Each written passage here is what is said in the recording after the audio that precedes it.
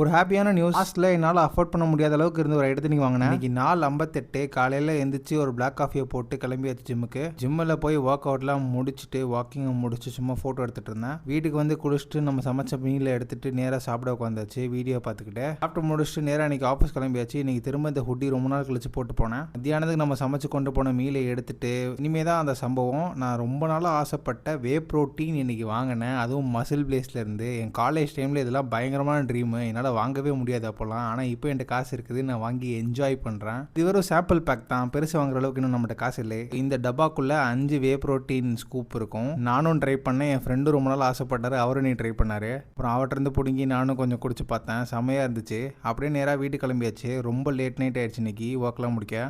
Already லேட்டாக வந்ததுனால நேராக போய் 2 சப்பாத்தி மட்டும் தெரிஞ்ச கல்ல வாங்கினேன். வெறும் 12 ரூபா தான் சப்பாத்தி, அவ்வளோ சீப்பு. அதுக்கப்புறம் கொஞ்சம் வே ப்ரோட்டீன். எனக்குள்ளே இருக்க இன்னர் கிட்ட எவ்வளோ ஹாப்பியாக இருக்கான்னு சொல்லவே முடியாது. செம்மையாக இருந்துச்சு வே ப்ரோட்டீன். வீடியோ குவாலிட்டி இவ்வளோ ஒஸ்ட்டாக இருக்கும்னு நான் எதிர்பார்க்கவே இல்லை. வர அந்த கூகுள் பிக்சல் ரொம்ப ஒஸ்ட்டு பண்ணுறான். நெக்ஸ்ட் இஎம்ஐயை போட்டு பேசாமல் வேறு ஃபோன் வாங்க வேண்டியது தான். சீக்கிரமாக அதை பற்றி வீடியோ போடுறேன். அப்புறம் நண்பர்களே, வே ப்ரோட்டீன் ஒரு ஆப்ஷன் தான், அதுவே சொல்யூஷன் இல்லை. நேராக படுக்க போயிட்டேன். இதான் ஓவரால் மேக்ரோ கண்டென்ட்ஸ். நாளைக்கு பார்ப்போம். பை.